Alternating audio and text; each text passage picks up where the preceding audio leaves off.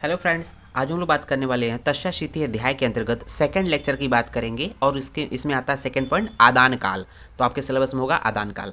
तो हम लोग देखेंगे कि जो इस तक्षशिति अध्याय के अंतर्गत जितने भी लेक्चर बनेंगे हम लोग को इसी के प्लेलिस्ट के नाम से हम लोग प्लेलिस्ट बनाए हैं। इसमें जाके आप आसानी से देख सकते हैं हर एक वीडियो को। तो देखते हैं आदान काल। आदान काल में हम लोग जानते हैं जब हम लोगों ने संवत्सर का वर्गीकरण किया था, तो संवत्सर के वर्गीकरण में हम लोगों ने शुरू की 3 ऋतुएं कौन सी थी? शिशिर, बसंत, ग्रीष्म। तो उसमें शुरू की 3 ऋतुएं कौन कौन सी थी? शिशिर, बसंत और ग्रीष्म। ये 3 ऋतुएं जो होती है आदान काल की ऋतु है। तो ये 3 ऋतुएं आदान काल की ऋतुएं हैं। और 3 ऋतु हम लोगों ने क्या देखा था? तीनों में, इन तीनों ऋतु में क्या सूर्य से संबंधित क्या, क्यों आदान काल कहते हैं, इसके बारे में बात करेंगे। तो देखेंगे यहाँ पर सूर्य क्या होता है। की गति सूर्य की गति जो होती है वो होती है उत्तर दिशा में। सूर्य की गति उत्तर दिशा में होती है। उत्तर दिशा में होने की वजह से इसको हम लोग उत्तरायण भी संज्ञा दिए थे। उत्तरायण, उत्तरायण। और इसी उत्तरायण को हम लोगों ने क्या बोला था? आदान काल। आदान काल। अब इसकी खासियत देखेंगे आदान काल की। चरक ने क्या क्या चीज़ें बोली है कि आदान काल को हम लोग अन्य नाम से क्या जानते हैं? इसको हम लोग आग्नेय भी बोलते हैं। आदान काल को आग्नेय बोलते हैं। आग्नेय मतलब कि कहीं ना कहीं अग्नि से संबंधित है। क्यों आग्नेय बोलते हैं? क्योंकि इसमें सूर्य बलवान होता है। इस आदान काल में सूर्य बलवान होता है, अर्थात इसका बल पूर्ण होता है। बल पूर्ण होता है। जब बलवान रहेगा तो कहीं ना कहीं क्या करेगा? बहुत गर्मी पड़ेगी। बहुत गर्मी पड़ेगी तो क्या होगा? देखते हैं कि त्वचा बहुत रूखी सूखी हो जाती है।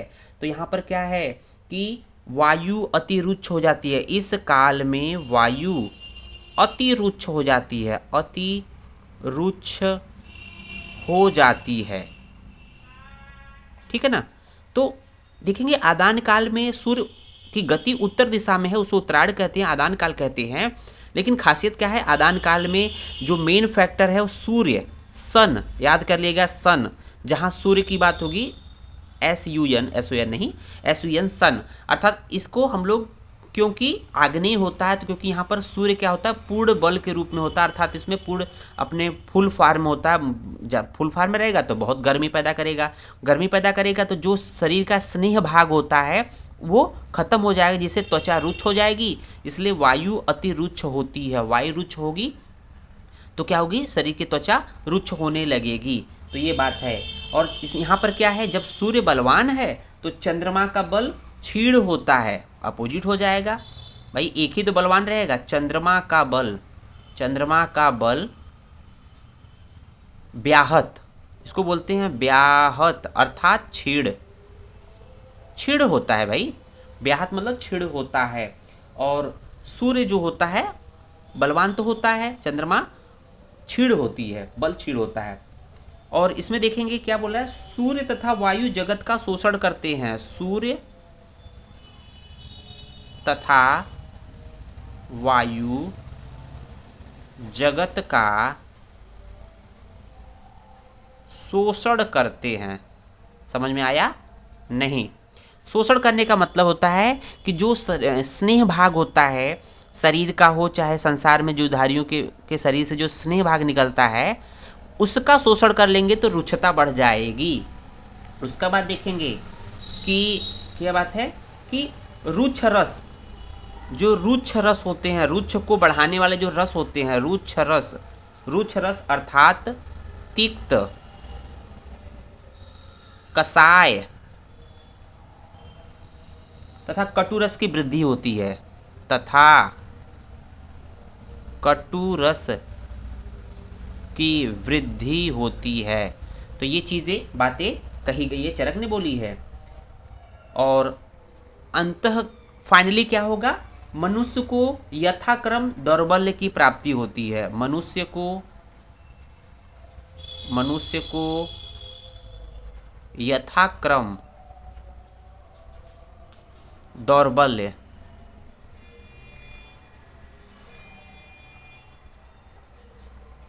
की प्राप्ति होती है। तो ये इतनी बातें हैं। क्यों दुर्बल होगा? दुर्बल इसलिए हो रहा है कि जो सूर्य और जो वायु बलवान है तो क्या करेगा, यहाँ स्नेहांश की कमी करेगा और रुक्षरस अर्थात रुक्षरस तिक्त कषाय तथा कटुरस की वृद्धि होगी इस आदान काल में। और मनुष्य जो है जैसे शिशिर से जब ऊपर से नीचे की तरफ जाएगा, जैसे जैसे देखेंगे गर्मी ऊपर से नीचे बढ़ती जाती है, तो यथाक्रम मतलब ऊपर से नीचे जो है मनुष्य जैसे से आगे बढ़ेगा, शिशिर से ग्रीष्म ऋतु की तरफ जैसे से बढ़ेगा, उसकी दुर्बलता अर्थात जो शक्ति होती है क्षीण होती जाती है। देख सकते हैं गर्मियों में हम लोग शरीर जैसे दुर्बल रहता है और ठंड के मौसम में खूब खाते पीते हैं, इसलिए हम लोग बलवान होते हैं। तो इस तरह से ये बातें आदान काल में कही है। उम्मीद है वीडियो समझ में आया होगा। धन्यवाद।